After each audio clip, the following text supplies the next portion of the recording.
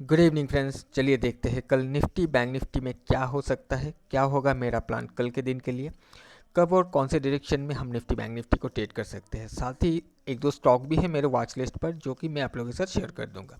ज़्यादा टाइम ना लेते हम चार्ट पर चलते हैं और सबसे पहले निफ्टी से स्टार्ट करते हैं। गाइस, कल का हमारा जो प्लानिंग था, हमने एक रेजिस्टेंस जोन को ढूंढ कर निकाला था जो 24,956 से लेकर 24,851 का था, जो ये वाला रेंज था। राइट, और हमने क्लियरली आपसे बताया था कि प्राइस अगर यहाँ कहीं ओपन होकर नीचे से सपोर्ट लेकर उठने की कोशिश करता है तो हम बाय साइड के लिए प्लान करेंगे, और अगर ये कैप अप या फिर ओपन होते ही इस जोन पर जाकर हिट करता है तो फिर वहाँ से प्राइस रिजेक्ट होकर नीचे आने की कोशिश कर सकता है।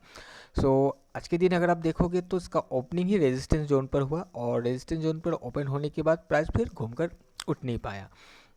वो नीचे गिरने का मतलब शॉर्ट साइड में ट्रेड करने का हमें कोई यहाँ पर कंफर्मेशन ही नहीं दिया, वो साइडवे ही रह गया था। अगर आप उसके इंट्राडे चार्ट पर देखोगे तो आपको समझ में आएगा कि यहाँ कहीं ओपन होने के बाद जब प्राइस नीचे आया और इस जगह से प्राइस ने एक लोअर लो लोअर हाई का फॉर्मेशन बनाया, और यहाँ से जब उठना स्टार्ट किया प्राइस फिर से अपने एक इस हाई को ब्रेक करके ऊपर जाने की कोशिश की। अब देखिए, इस एरिया पर हम बाई साइड का ट्रेड नहीं ले सकते थे क्योंकि यहाँ पर एक रेजिस्टेंस लेवल पड़ा हुआ है, और हमें कंफर्मेशन मिला यहाँ कहीं जाकर कंफर्मेशन इस जगह पर मिला। यहाँ से हम ट्रेड को नहीं बना सकते थे क्योंकि यहाँ पर रेजिस्टेंस है, और डाउन साइड का हमें कोई कंफर्मेशन कुछ मिला नहीं कि हम शॉर्ट साइड के लिए प्लान करके चलेंगे। और अगर उसके बाद अगर आप देखोगे तो पूरे दिन ये साइडवे ही रह गया था। राइट, अब इसी के साथ हम बैंक निफ्टी को देख लेते हैं एक बार। अच्छा, इसका सबसे पहले हम ये डिस्कस कर लेते हैं कि कल हम क्या करेंगे। अब देखिए, 24,851 जिसको इसने अभी रेजिस्टेंस बनाकर बैठा हुआ है, अब अगर कल यहाँ कहीं नीचे ही ओपन होकर फिर से ये लोअर लो लोअर हाई का फॉर्मेशन करता है, कोई भी कंफर्मेशन हमें इस लेवल के नीचे देता है डाउन साइड के लिए, तो फिर हम वहाँ से शॉर्ट साइड का पोजीशन बना सकते हैं। क्योंकि हो सकता है कि प्राइस पहले एक बार रिट्रेस करके नीचे आए कल के दिन, उसके बाद ये उठने की कोशिश करे। और अगर हमें बाई साइड के लिए ट्रेड करना है तो पहला तो देखिए 24,851 के ऊपर ये वाला जो लाइन है इसके ऊपर प्राइस अगर सस्टेन कर जाता है तो फिर हम बाई साइड के लिए जा सकते हैं। 24,956 का एक लेवल, इसको आपको ध्यान देना है कि यहाँ तक के लिए ये जाने की कोशिश कर सकता है अगर 24,850 के ऊपर ये सस्टेन कर जाता है। अदरवाइज कल के दिन एक लोअर लो लोअर हाई का स्ट्रक्चर बनता हुआ भी हमें दिख सकता है। हो सकता है कि प्राइस एक बार नीचे आए और इसी लेवल को जिसको इसने ब्रेक करके ऊपर गया है इसी लेवल पर आकर ये सपोर्ट बनाए, फिर प्राइस ऊपर ब्रेकआउट करे, ऐसा भी हो सकता है। तो इस चीज़ को ध्यान में रखिएगा। अब हम बैंक निफ्टी को देख लेते हैं। ओके, बैंक निफ्टी का हमारा प्लान था कि हम बाई साइड के लिए ट्रेड करेंगे क्योंकि इसका structure no doubt lower low lower high का था, बट एक इम्पॉर्टेंट लेवल पर आने के बाद इसने सपोर्ट लेकर वॉल्यूम बढ़ाकर क्लोजिंग दिया था। राइट, और इस जोन के ऊपर जब तक है हम इसको बाई करने की ही कोशिश करेंगे। साथ ही मैंने आपको ये भी बताया था कि 51,000 का एक लेवल इंपॉर्टेंट लेवल है, इस पर ध्यान रखना क्योंकि ये रेजिस्टेंस बन सकता है। और आज के दिन इसका ओपनिंग काफ़ी स्ट्रॉन्ग था और इसने 51,000 को जाकर हिट किया, उसके बाद फिर ये कुछ खास कर नहीं पाया। इसने कोशिश किया था 51,000 के बाहर जाने के लिए, बट ये फेल हो गया। अगर आप देखोगे इस जगह से 51,000 के बाहर गया था और बाहर जाकर इसने कोशिश तो किया था ऊपर जाने के लिए, बट ये जा नहीं पाया और फेल होकर ये 51,000 के नीचे आकर ही इसने क्लोजिंग दे दिया है। इस एरिया पर कोई ट्रेड बना नहीं सकते थे क्योंकि थोड़ा सा रिस्की हो जाता 51,000 का रेजिस्टेंस की वजह से, जिस वजह से यहाँ पर कोई ट्रेड नहीं बनाया गया है। अब कल के दिन के लिए अगर हम देखेंगे यहाँ पर तो सिंपल सा एक हमारा प्लान रहेगा कि 51,000 के ऊपर अगर प्राइस सस्टेन कर जाता है तो यहाँ से एक अच्छा खासा हमें अपसाइड का मूवमेंट देखने के लिए मिल सकता है बैंक निफ्टी में। और अगर ये 51,000 के नीचे ही प्राइस ओपन होकर रेजिस्टेंस बनाने की कोशिश करता है, ये स्ट्रक्चरली नीचे डाउन साइड का अलाइनमेंट करना स्टार्ट करता है, तो फिर हम डाउन साइड के लिए भी प्लान कर सकते हैं। हो सकता है कि कल के दिन प्राइस रिट्रेस करे और एक लोअर लो लोअर हाई का स्ट्रक्चर बना के क्लोजिंग दे। राइट, तो इस चीज़ का ध्यान रखिएगा कि 51,000 के ऊपर से ही प्लान करना है बाई साइड के लिए, और यहाँ से अगर रेजिस्टेंस लेता है तो हम शॉर्ट साइड के लिए प्लान करेंगे। और अगर ये बहुत बड़ा गैप डाउन ओपन हो जाता है कहीं आज के दिन को छोड़कर इस दिन के रेंज कर कहीं आसपास किसी इंपॉर्टेंट लेवल पर ओपन हो जाता है, वहाँ से अगर कोई कंफर्मेशन बाई साइड के लिए दिखाता है तो हम बाई कर सकते हैं। क्योंकि जब प्राइस में गैप डाउन होगा या ओपन होते ही प्राइस एकदम से डाउन आ जाएगा तो नीचे से हमें फिर बाइंग होता हुआ दिख सकता है। तो इस चीज़ का ध्यान रखिएगा कि एकदम से गैप डाउन होगा तो आप शॉर्ट मत कर दीजिएगा।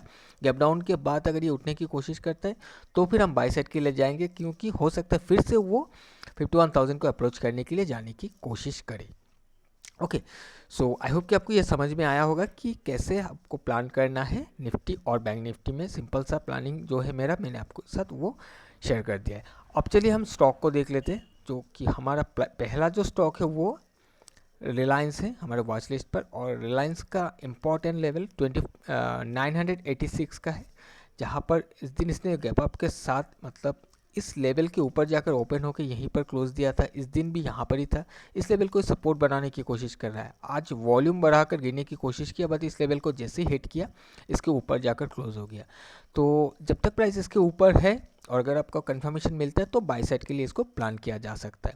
और इसके नीचे अगर प्राइस नीचे आकर अगर सस्टेन करने लगता है तो फिर यहाँ पर बाई बनता नहीं है, क्योंकि प्राइस फिर रिट्रेसमेंट में आ जाएगा। हो सकता है कि जिस एरिया को ब्रेक करके गया है उस एरिया तक आए, एक दिन आपको लोअर का स्ट्रक्चर दिख जाए, उसके बाद वो थोड़ा सा होल्ड करके घूमने की कोशिश करे।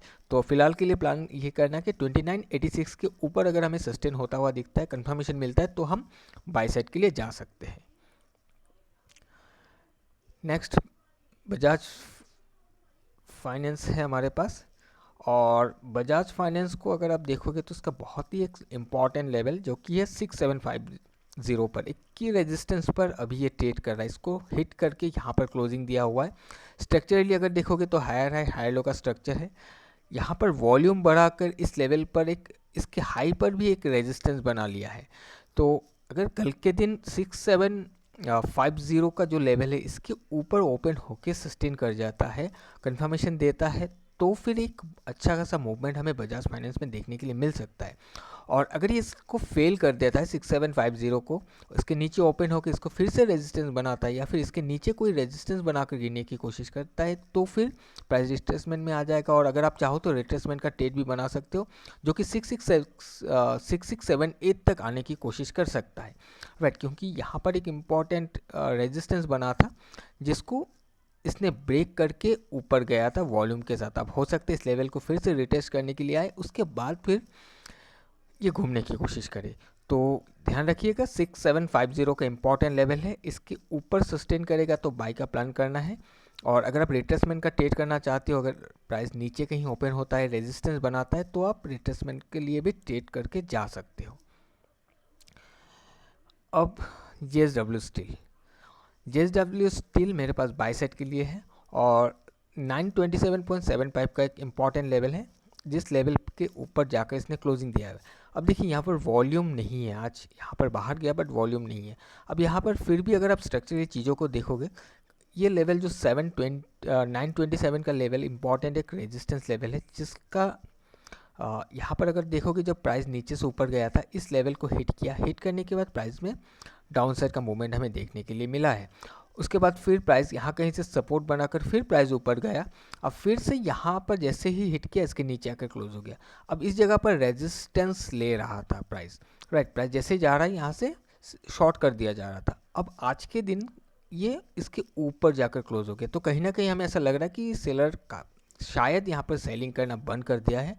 अब अगर किसी को बाई करना है तो इसको ऊपर के लेवल पर बाई करना होगा, तो उस दौरान प्राइस में एक अपसाइड का मूवमेंट हमें देखने के लिए मिल सकता है। लेकिन 927 के ऊपर अगर कंफर्मेशन मिलता है तभी हम जा सकते हैं इसके ऊपर।